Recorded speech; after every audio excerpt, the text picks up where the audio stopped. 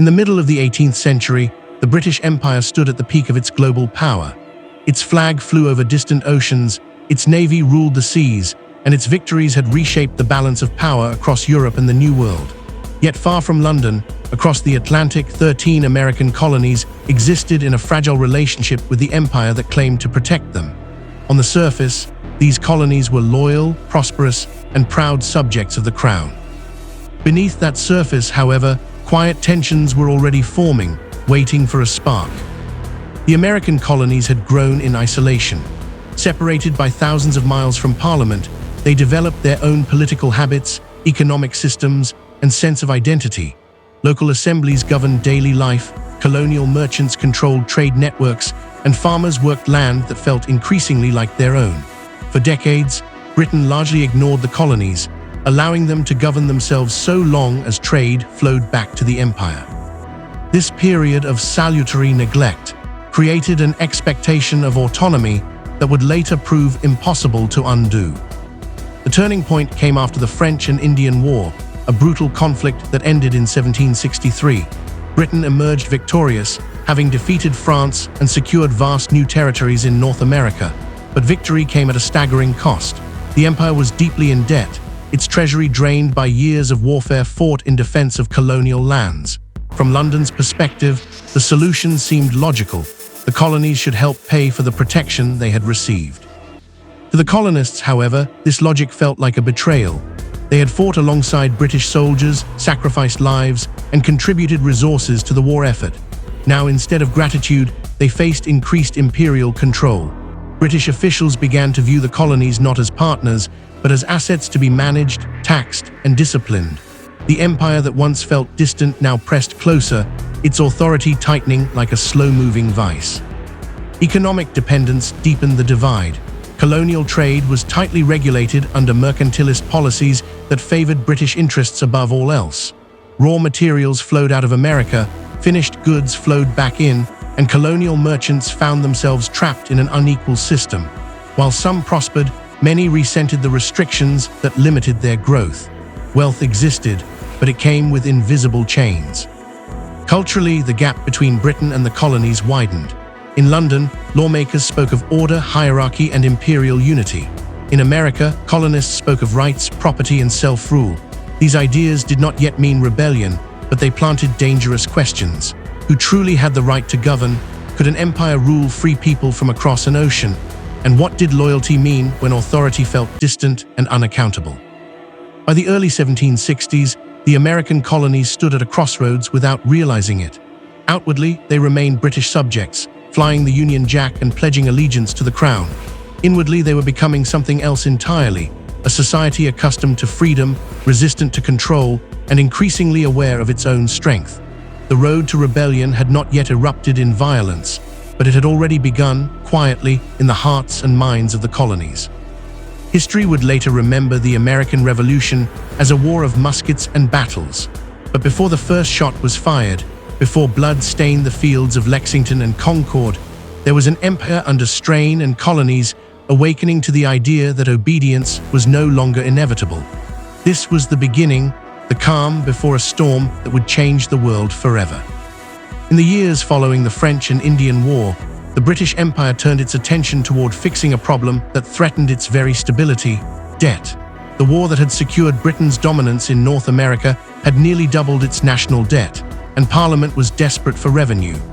To lawmakers in London, the American colonies appeared to be the obvious answer: prosperous, growing, and largely untouched by the devastation of European wars.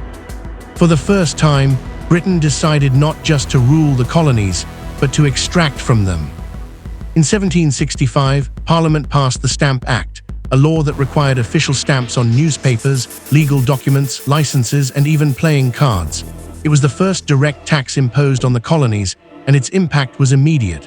To British officials, the tax was modest and reasonable. To the colonists, it was something far more dangerous, proof that Parliament believed it had the authority to tax people who had no voice in government. The issue was no longer money. It was power. The phrase "taxation without representation" spread rapidly through colonial towns and cities. It appeared in pamphlets, sermons, and tavern debates. Colonists argued that English law guaranteed the right to consent to taxation, yet no American representatives sat in Parliament. Britain countered with the idea of virtual representation, claiming Parliament represented all subjects of the empire. To the colonists, this argument rang hollow. Representation that could not be seen, heard, or elected felt like no representation at all. Resistance soon followed. Merchants organized boycotts of British goods, striking at the heart of imperial trade. Crowds gathered in the streets, burning effigies of tax collectors and intimidating officials into resignation. Groups like the Sons of Liberty emerged from the shadows, operating through secrecy and intimidation.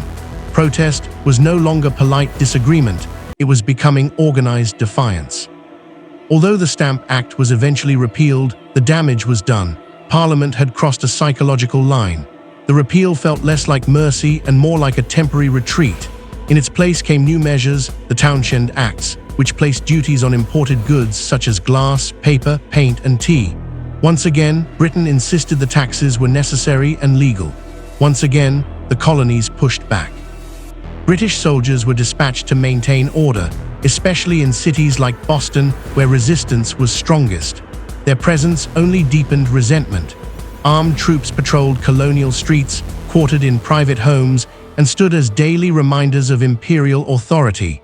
To many colonists, the soldiers were no longer protectors, but occupiers. What made these years so explosive was not the size of the taxes, but what they represented. Each law passed by Parliament felt like another step toward tyranny. Colonists began to see themselves not as distant subjects, but as a people being controlled against their will. Economic pressure fused with political philosophy, transforming everyday frustrations into a shared sense of injustice. By the end of the 1760s, trust between Britain and the colonies had begun to collapse. Every new tax hardened attitudes. Every protest widened the divide. Compromise became more difficult, suspicion more intense. The argument was no longer about how much the colonies should pay, but about who had the right to decide their future. The road to rebellion was narrowing. What had begun as debate was turning into confrontation. And with every act of taxation, Britain unknowingly pushed its American colonies closer to a moment when resistance would no longer be enough. By the late 1760s, the struggle between Britain and its American colonies was no longer confined to laws and taxes. A new battlefield had emerged, one made not of soil or stone, but of ink, paper, and ideas. In taverns, printing houses, churches, and public squares, words began to circulate with a power that frightened imperial authorities. What muskets would later accomplish on the battlefield, language was already achieving in the minds of the people. Pamphlets and newspapers flooded the colonies at an unprecedented rate.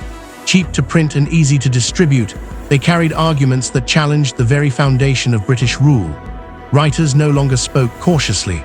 They accused Parliament of tyranny, corruption, and betrayal of English liberty. For the first time, ordinary farmers, dockworkers, and craftsmen were drawn into a political conversation that questioned who had the right to rule them. Among the most influential voices was Samuel Adams, a master of political agitation. Adams understood that outrage alone was not enough.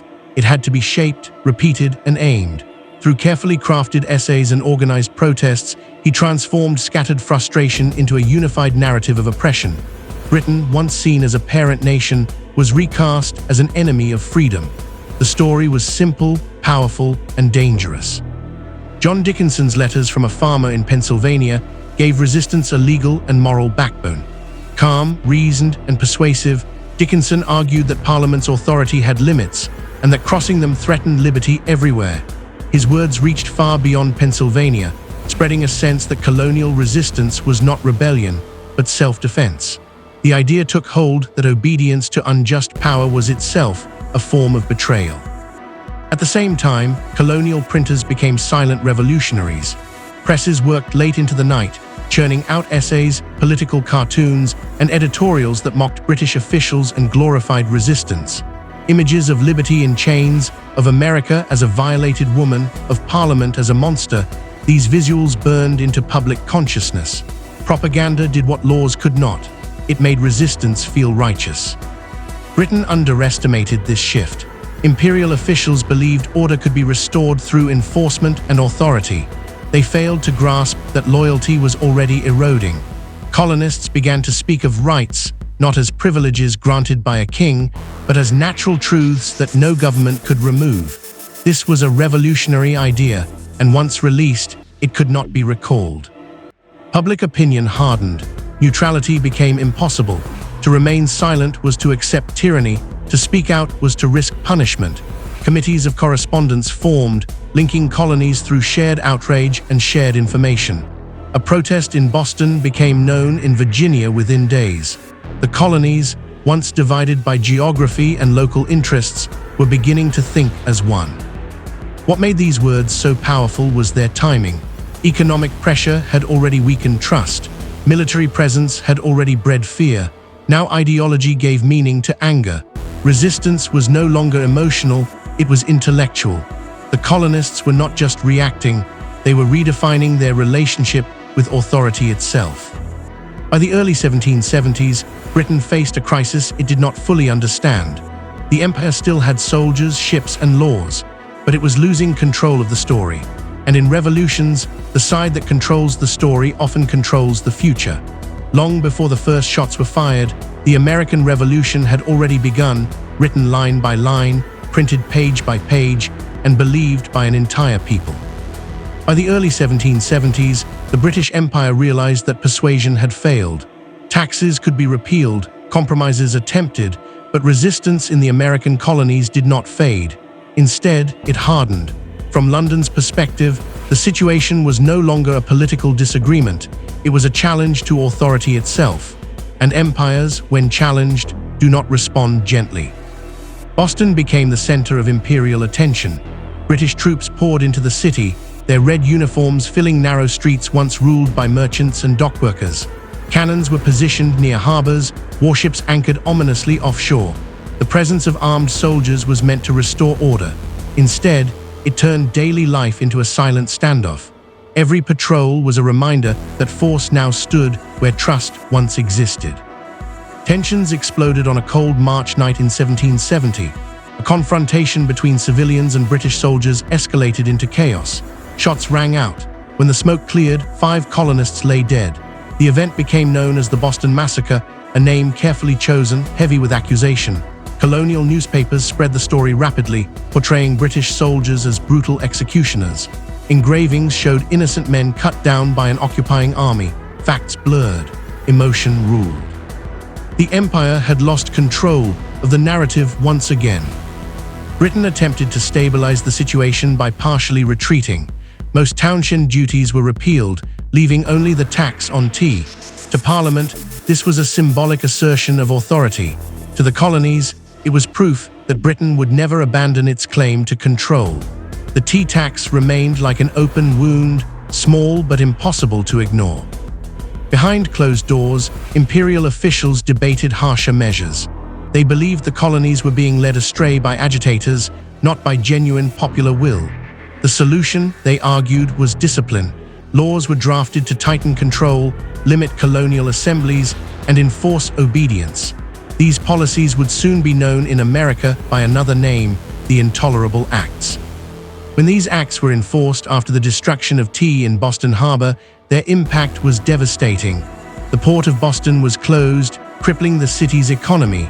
Local government was stripped of power. British officials were protected from colonial courts. Troops could be quartered wherever needed.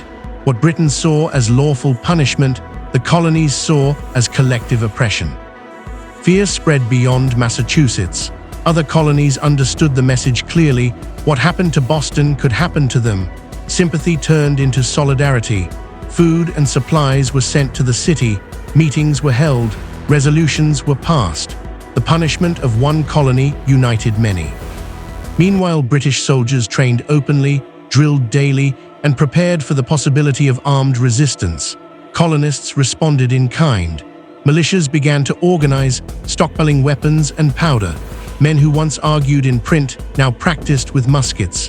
The line between protest and preparation vanished. By trying to crush resistance, the empire had done the unthinkable, it had legitimized it. Authority backed by force revealed its own weakness. The American colonies no longer feared British power as they once had. Instead, they feared submission more. The road to rebellion was no longer theoretical. It was visible in the streets, felt in the air, and measured in gunpowder. Britain had chosen enforcement over understanding, punishment over reconciliation. And with that choice, it pushed its colonies closer to a confrontation that neither side could now avoid. By 1773, the conflict between Britain and its American colonies had reached a dangerous pause, not peace, but tension stretched to its limit. Parliament believed it had found a clever solution to the colonial crisis. The British East India Company, drowning in surplus tea and financial trouble, was granted special privileges to sell tea directly to the colonies at reduced prices. The Tea Act, as it was called, actually made British tea cheaper than smuggled alternatives. To London, it was a compromise. To the colonies, it was a trap. The issue was no longer the price of tea. It was the principle hidden within every crate. By purchasing this tea, colonists would be acknowledging Parliament's right to tax them. Acceptance would mean surrender, quiet, legal, and irreversible. Colonial leaders understood this clearly. If the tea was allowed ashore, resistance itself would collapse. Across the colonies, ships carrying British tea were turned away or left rotting in harbors. But in Boston, the situation became explosive. Royal Governor Thomas Hutchinson refused to allow the tea ships to leave. British warships blocked the harbor. The tea sat in the cold December air, guarded, waiting. The city held its breath. On the night of December 16, 1773, resistance took on a new form. A group of colonists, some disguised as Mohawk Indians, moved silently toward the ships. There were no speeches, no banners, no warnings. One by one, they boarded the vessels and split open the chests. Tea spilled into the dark waters of Boston Harbor, thousands of pounds of it carried away by the tide. The Boston Tea Party was not chaos. It was deliberate, disciplined, and symbolic. Britain's reaction was swift and furious. The destruction of private property was seen as an act of defiance bordering on treason. Parliament responded not with negotiation, but with punishment. The coercive acts, labeled the intolerable acts by the colonies, descended like a hammer. Boston's port was sealed shut. Massachusetts lost its right to self-government. British control tightened to an unprecedented degree. Instead of isolating Massachusetts, these measures unified the colonies. What Britain intended as a warning became a rallying cry. If Parliament could destroy Boston's economy and government, no colony was safe. Fear turned into determination. Colonial leaders met in secret, then openly. The First Continental Congress assembled in 1774, bringing together representatives from across the colonies. For the first time, resistance had a collective voice. The Congress did not declare independence, not yet. Instead, it issued petitions, organized boycotts, and prepared for the possibility of conflict. Militias trained harder, weapons were hidden, gunpowder was stockpiled. The colonies still spoke of loyalty, but their actions spoke of readiness. What made this moment irreversible was the shift in mindset. Protest had become commitment. Compromise now felt like weakness. Many colonists no longer asked whether resistance was justified, but whether it was enough. Britain, equally entrenched, believed retreat would destroy imperial authority worldwide. By the end of 1774, both sides stood armed, physically and ideologically. The road behind them had vanished. Ahead lay only confrontation. The question was no longer if violence would come, but where it would begin. By the spring of 1775, the American colonies existed in a state of armed suspense. Diplomacy had collapsed into silence. Petitions sent to London went unanswered or were dismissed as acts of defiance. British commanders in North America no longer believed the situation could be resolved without force. The colonies, once seen as restless subjects, were now viewed as a threat that had to be contained before it spread beyond control. General Thomas Gage, the military governor of Massachusetts, was under direct orders to restore order. Intelligence reports warned of colonial militias stockpiling weapons and gunpowder in nearby towns. Among them was Concord. To British command, seizing these supplies was a preventive measure. To the colonists, it would be an act of invasion. On the night of April 18, 1775, British troops quietly left Boston under cover of darkness. Their mission was meant to be swift and decisive. But secrecy failed. Riders moved through the countryside, spreading the alarm. Church bells rang, messengers galloped from town to town. By dawn, the countryside was awake and ready. At Lexington, a small group of colonial militiamen stood facing British regulars on the village green. They were not professional soldiers. They were farmers, craftsmen, and shopkeepers, men who had lived under imperial rule their entire lives. No one knows who fired the first shot. What is known is that when the smoke cleared, men lay wounded and dying. The war had begun. The British pushed on toward Concord, only to find resistance waiting.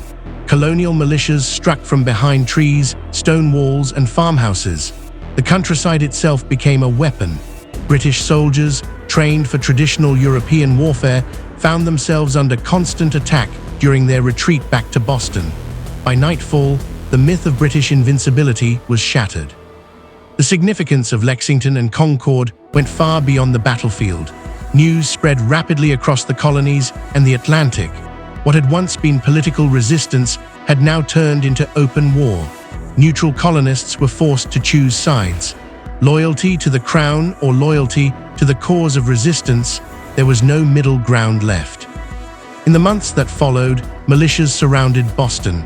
The Second Continental Congress convened, no longer as petitioners, but as leaders of a war effort. George Washington was appointed commander of a new Continental Army. The colonies still spoke cautiously of independence, but their actions made the future clear. Britain had sought to crush rebellion with a show of force. Instead, it ignited it. The first shots fired in Massachusetts echoed far beyond America. They challenged the idea that empires ruled by divine right. They questioned whether power could exist without consent, and they inspired future revolutions yet to come. The American Revolution did not begin with a declaration. It began with fear, resolve, and a single moment when ordinary people chose resistance over submission. The road to rebellion was complete. Ahead lay a war that would reshape history and a new nation struggling to be born.